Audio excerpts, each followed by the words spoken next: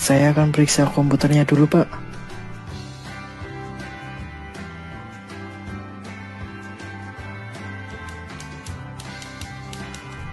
Benar, Pak. Semua datanya ada di sini. Saya sudah menemukannya. Kalau begitu, Anda ikut saya ke kantor polisi. Terima kasih banyak atas bantuannya, Pak.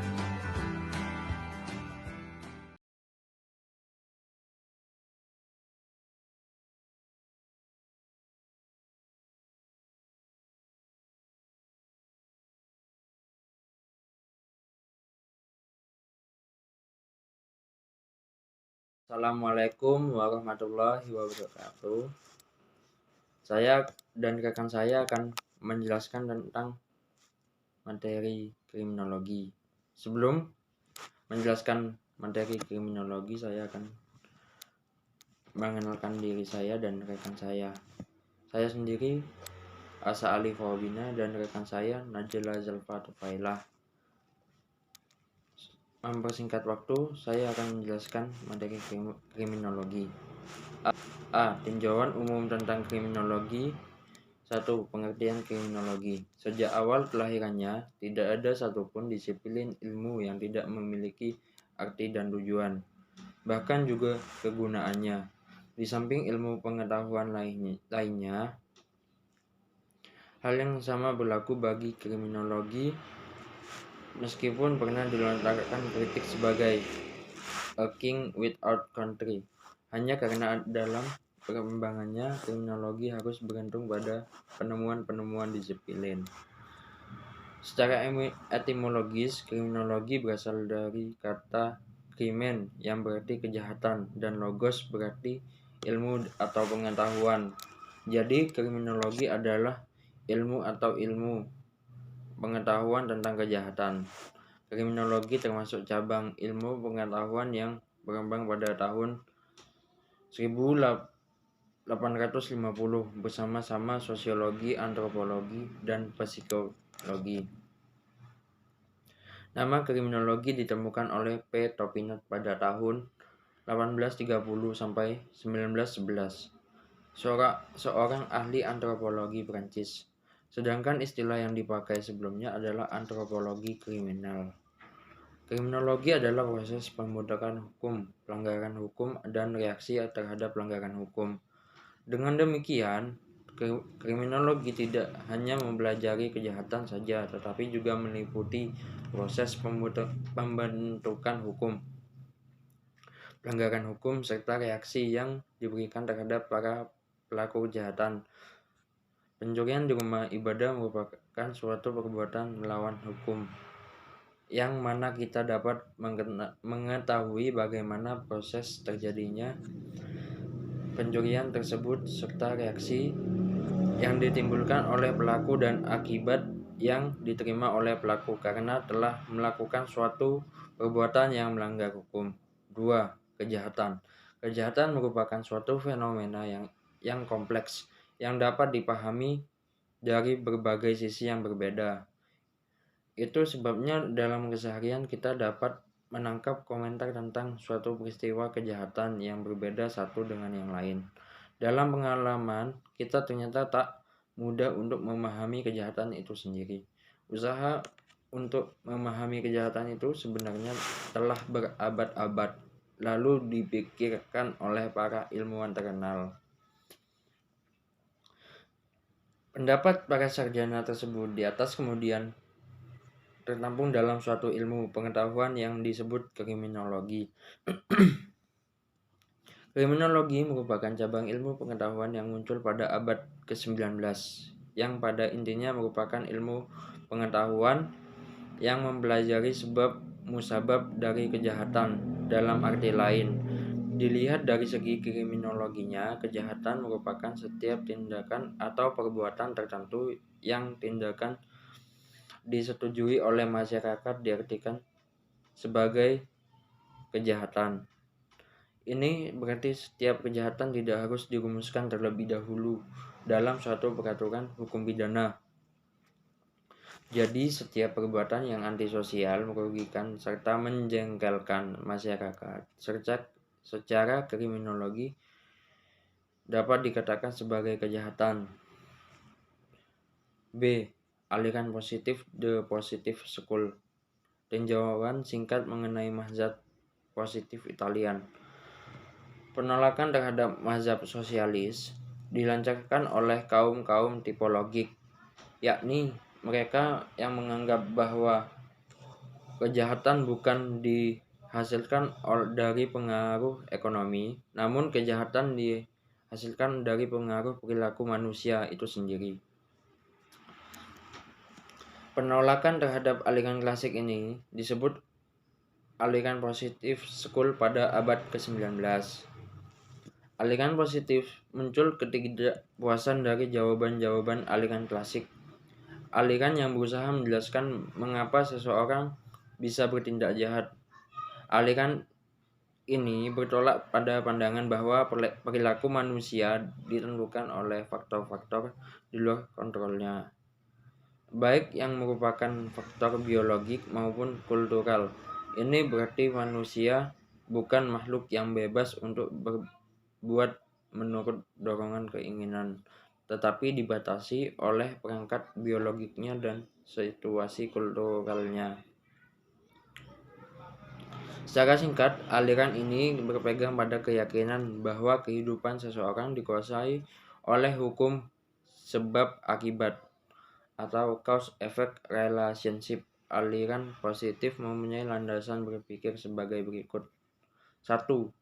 Kehidupan manusia dikuasai oleh hukum sebab akibat. 2. Masalah-masalah sosial seperti kejahatan dapat diatasi dengan melakukan studi secara sistematis mengenai tingkah laku manusia. Tingkah laku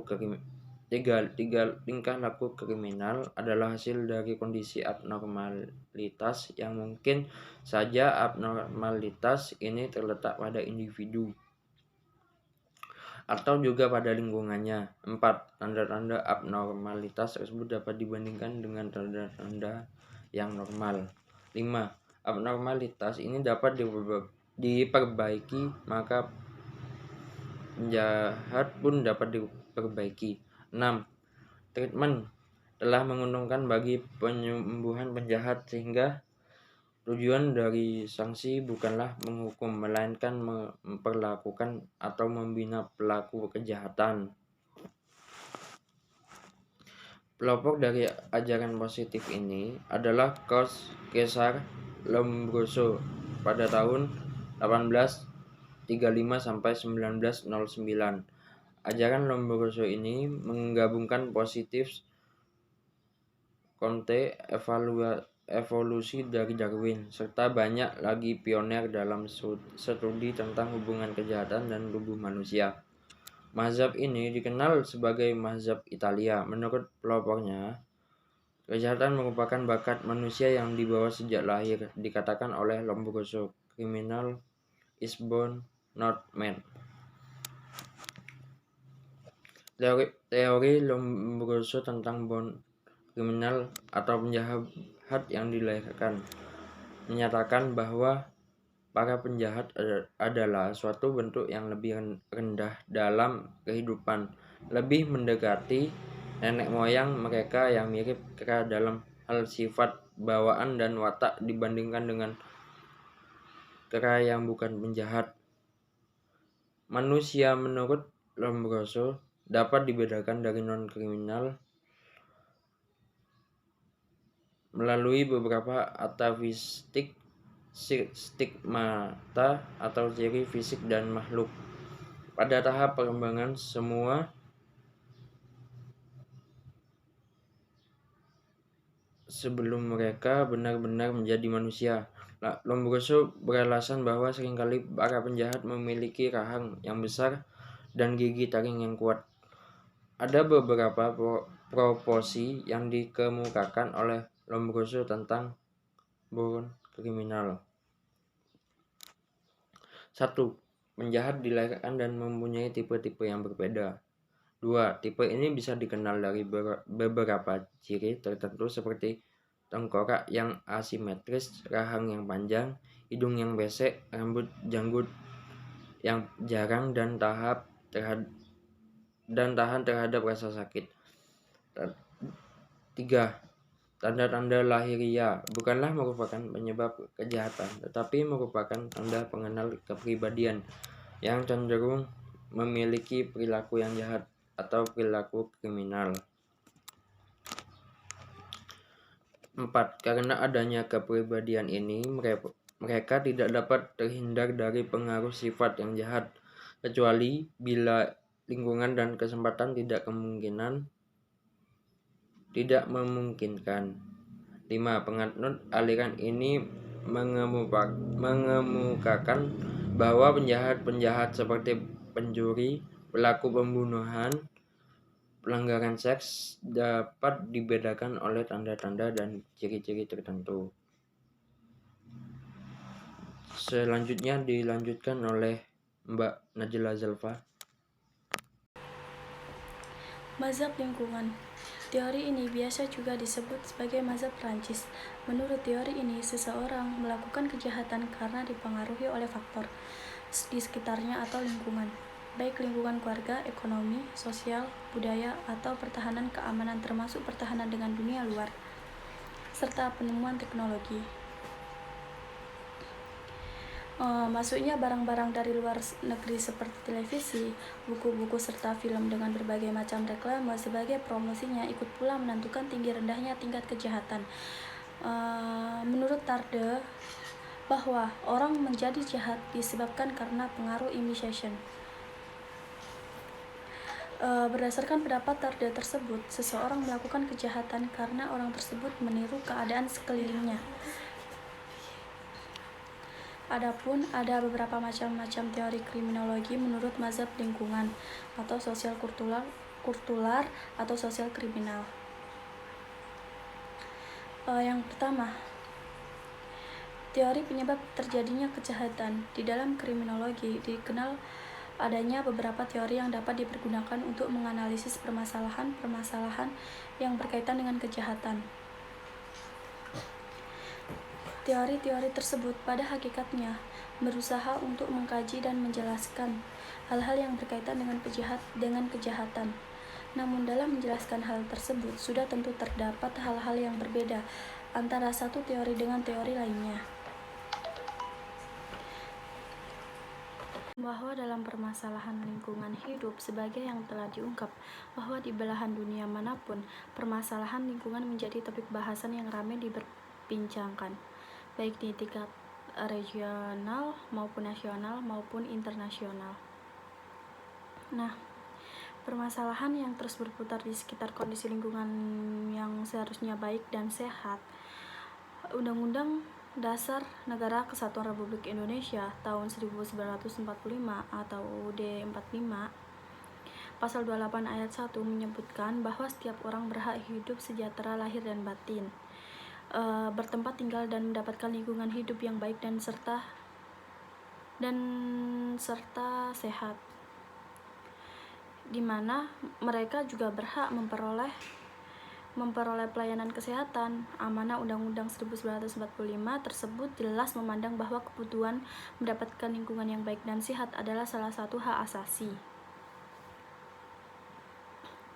Oleh sebab itu, sebagai konsekuensinya, negara berkewajiban memberi perlindungan dan jaminan lingkungan sehat kepada segenap warga negaranya. Tak dapat dipungkiri, pembangunan dan perkembangan yang terjadi di segala bidang kehidupan yang telah membawa permasalahan tersendiri bagi kelangsungan daya dukung dan daya tampung lingkungan. Oleh beberapa kalangan, pembangunan tanpa alasan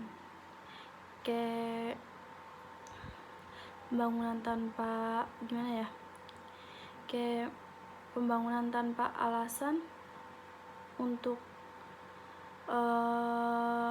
mendapatkan lingkungan yang baik dan sehat adalah salah satu kan hak asasi. Nah, di mana pembangunan seringkali diperbenturkan dengan usaha-usaha pelestarian lingkungan.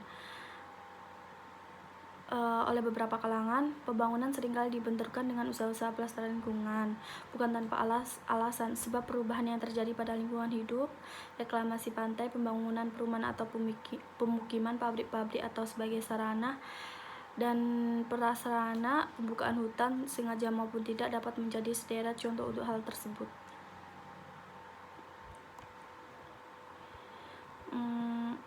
Kita membahas dengan sebagai kalangan pendapat lain ya, pembangunan dan pelestarian lingkungan bagaikan dua mata sisi uang yang tetap dapat berjalan beriringan sebab pelestarian tidak bermakna gitu. Adapun kejahatan lingkungan hidup, pada hakikatnya tujuan dari pengolahan lingkungan hidup di Indonesia adalah terwujudnya kesejahteraan segenap rakyat Indonesia yang meliputi pembangunan secara berkelanjutan. Pembangunan seluruh rakyat Indonesia seutuhnya dan terwujudnya masyarakat Indonesia yang beriman dan bertakwa kepada Tuhan Yang Maha Esa, manusia dan lingkungan masing-masing merupakan sistem dalam keseluruhan ekosistem.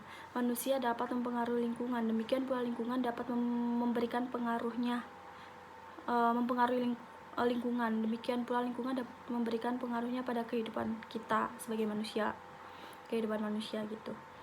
Dalam posisi saling mempengaruhi, manusia terkadang menjadi aktor utama dari perubahan-perubahan bencana yang terjadi.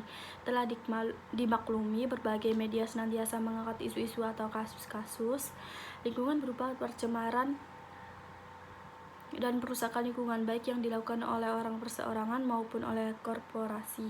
Perbuatan berupa merusak maupun mencemarkan terkonseptualisasi dengan perilaku manusia dalam hubungannya dengan lingkungan secara umum. Inilah yang selanjutnya dianggap sebagai kejahatan terhadap lingkungan. Sebagaimana lingkungan yang baik dan sehat menjadi hak konstitusional setiap warga negara, maka sebagai tindak lanjut dibuatlah berbagai perundang-undangan dalam rangka menjaga, mengelola, dan melestarikan lingkungan hidup.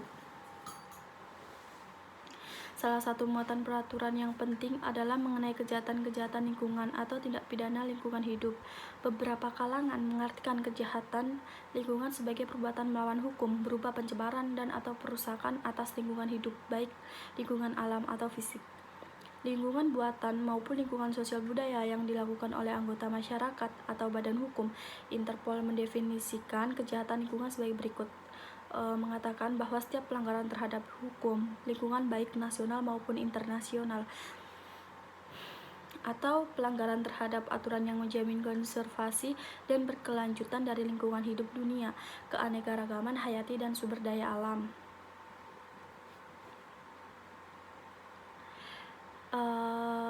Di samping itu, untuk mengabarkan setiap perbuatan yang terkait dengan kejahatan lingkungan, maka berbagai istilah wahana lingkungan hidup Indonesia dalam sebuah publikasinya mendefinisikan penjahat lingkungan adalah orang atau lembaga melakukan tindakan perampasan atau penghilangan hal dan sumber-sumber kehidupan rakyat yang dilakukan secara langsung melalui pengaruh kekuatan modal dan kekuatan politik.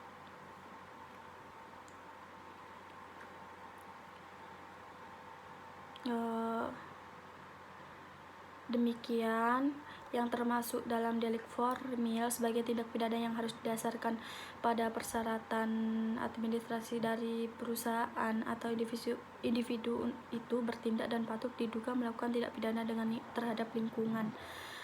Juga dapat dilihat dalam beberapa pasal, misalnya setiap orang dengan sengaja melakukan perbuatan yang mengakibatkan dilampauinya baku mutu lingkungan.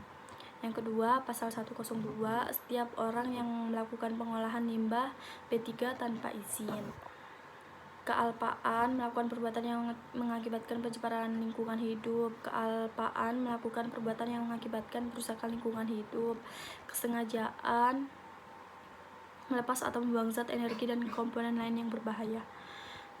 Dan masih banyak lagi. Yang terakhir, kealpaan melakukan perbuatan sebagaimana disebutkan dalam butir 7, yaitu kesengajaan melepas atau membuang zat, energi, dan atau komponen lain yang berbahaya itu.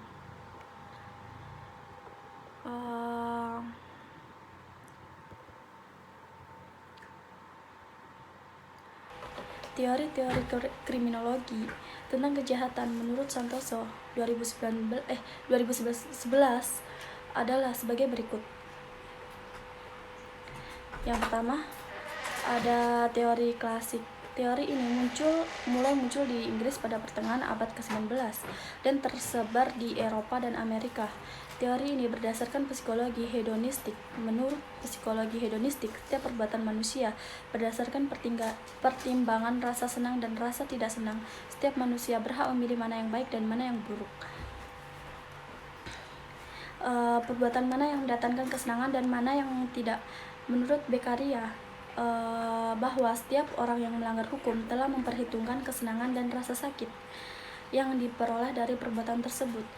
Lebih lanjut, Beccaria menyatakan bahwa semua orang yang melanggar undang-undang tertentu harus menerima hukuman yang sama tanpa mengingat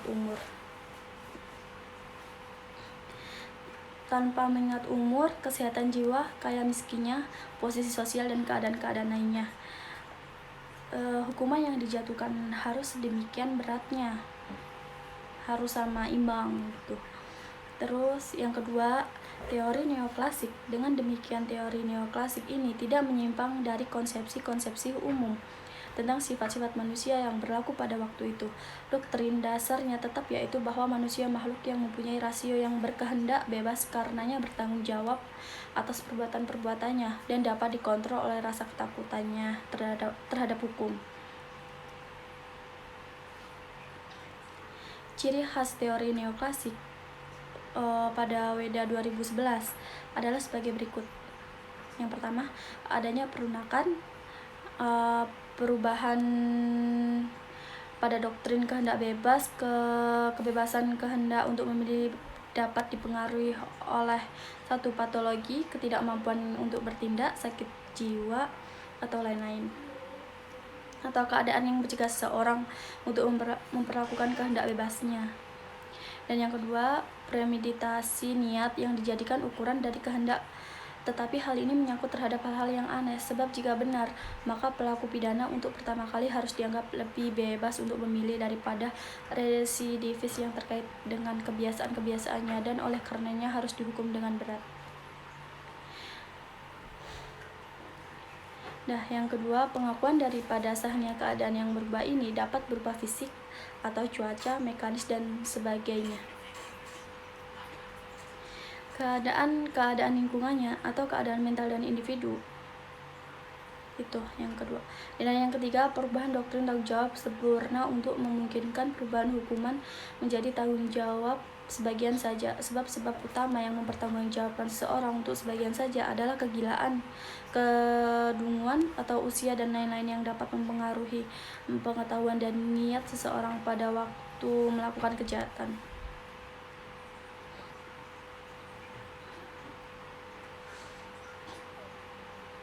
Dan yang keempat, dimasukkan persaksian atau keterangan ahli di dalam acara pengadilan untuk menentukan besarnya tanggung jawab, untuk menentukan apakah sih yang terdakwa pada mampu memilih antara yang benar dan mana yang salah. Terus yang ketiga, kartografi atau geografi. Teori ini berkembang di Prancis, Inggris, dan Jerman. Teori ini mulai berkembang pada tahun 1830 sampai 1880. Menurut teori ini, sering pula disebut sebagai ajaran ekologis. Yang dipentingkan oleh ajaran ini adalah distribusi kejahatan dalam daerah-daerah tertentu, baik secara geografis maupun secara sosial. Adapun teori yang keempat, teori sosialis. Teori sosialis mulai berkembang pada tahun 1850 Masehi. Para tokoh aliran ini banyak dipengaruhi oleh tulisan dari Marx dan Engels yang lebih menekankan pada determinasi ekonomi. Menurut pada tokoh ajaran ini, kejahatan timbul disebabkan oleh adanya tekanan ekonomi yang tidak seimbang dalam masyarakat. Berdasarkan pendapat tersebut di atas, maka untuk melawan kejahatan itu haruslah diadakan peningkatan di bidang ekonomi. Begitu. Adapun teori yang kelima, ada teori tipologis. Adapun di dalam teori tipologis ini, di dalam kriminologi telah berkembang 4 teori yang disebut dengan teori tipologis atau biotipologis. Keempat aliran tersebut mempunyai kesamaan pemikiran dan metodologi. Keempat teori tipologis tersebut adalah sebagai berikut. Yang pertama, teori Lambertse atau mazhab antropologis. Teori ini dipelopori oleh Cesare Lombroso. Menurut Lombroso, kejahatan merupakan bakat manusia yang dibawa sejak lahir atau criminal is born. Selanjutnya, ia mengatakan bahwa ciri khas seorang penjahat dapat dilihat dari keadaan fisiknya, yang mana sangat berbeda dengan manusia lainnya. Adapun beberapa proposal yang dikemukakan oleh Lombroso pada 2011, yaitu yang pertama, penjahatan dilahirkan dan mempunyai tipe-tipe yang berbeda. Yang kedua, tipe ini biasa dikenal dari beberapa ciri tertentu seperti tengkorak yang asimetris atau rahang bawah yang panjang, hidung yang pesek, rambut janggut yang jarang, dan tahan terhadap rasa sakit. Tanda-tanda lahiria ini bukan penyebab kejahatan, tetapi merupakan tanda pengenal kepribadian yang cenderung mempunyai perilaku kriminal. Yang keempat, karena adanya kepribadian ini, mereka tidak dapat terhindar dari melakukan kejahatan, kecuali bila lingkungan dan kesempatan yang tidak memungkinkan. Adapun yang kelima, penganut aliran ini mengemukakan bahwa penjahat seperti pencuri, pembunuh, pelanggar seks dapat dibedakan oleh ciri-ciri tertentu. Gitu. Dan ada teori yang kedua, ada teori mental tester. Teori mental tester ini muncul setelah runtuhnya teori Lombroso. Teori ini dalam metodologinya menggunakan tes mental untuk membedakan penjahat dan bukan penjahat. Mereka mempunyai asumsi bahwa terdapat perbedaan antara orang jahat dan tidak jahat. Begitu. Menurut Goddard, bahwa setiap penjahat adalah orang yang otaknya lemah, karena orang yang otaknya lemah tidak dapat menilai perbuatannya, dan dengan demikian tidak dapat pula menilai akibat dari perbuatannya tersebut, atau menangkap serta menilai arti hukum. Gitu. Mental tester menjadi sebab-sebab dari faktor psikis termasuk agak baru, seperti halnya para positivis pada umumnya. Usaha untuk mencari ciri psikis kepada para penjahat didasarkan anggapan bahwa penjahat merupakan orang-orang yang mempunyai ciri-ciri mental yang berbeda dengan orang-orang yang bukan penjahat. Dari ciri-ciri mental tersebut terletak pada inteligensinya yang rendah. Mental tester kriminal adalah mempelajari ciri-ciri mental dari para pelaku kejahatan yang sehat, artinya sehat dalam pengertian psikologis. Gitu. Terus masuk ke teori ketiga, teori sosiologis. Dalam teori sosiologis ini, dalam member kuasa kejahatan, teori sosiologis merupakan aliran yang sangat bervariasi. Analisis sebab-sebab kejahatan secara sosiologis banyak banget dipengaruhi oleh teori kartografi dan sosialis. Teori ini menafsirkan kejahatan sebagai fungsi lingkungan sosial atau crime as a function of social. Teori yang keempat, ada teori lingkungan. Teori ini biasa juga disebut sebagai mazhab Prancis. Menurut teori ini, seorang melakukan kejahatan karena dipengaruhi oleh faktor sekitarnya, lingkungan sekitarnya, baik lingkungan keluarga, ekonomi, sosial, budaya, pertahanan, keamanan, termasuk pertahanan dengan dunia luar, serta penemuan teknologi. Itu maksudnya barang-barang dari luar negeri seperti televisi, buku-buku, serta film dengan berbagai macam reklame sebagai promosinya ikut pula menentukan tinggi rendahnya tingkat kejahatan. Adapun teori yang kelima, yang terakhir yang teori biososiologis. Teori ini dari aliran ini adalah merupakan perpaduan dari aliran antropologi dan aliran sosiologis. Oleh karena ajarannya didasarkan bahwa tiap-tiap kejahatan itu tumbuh karena faktor individu seperti keadaan psikis dan fisik dari si penjahat, dan juga karena faktor lingkungan. Demikian presentasi saya dengan asa alif awabina. Saya akhiri, saya ucapkan terima kasih. Wassalamualaikum warahmatullahi wabarakatuh.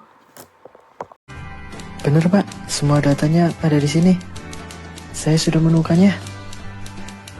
Kalau begitu, Anda ikut saya ke kantor polisi.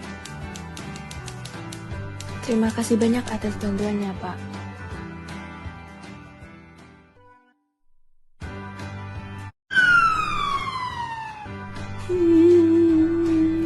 Aku menyesal telah mencuri data keuangan bank.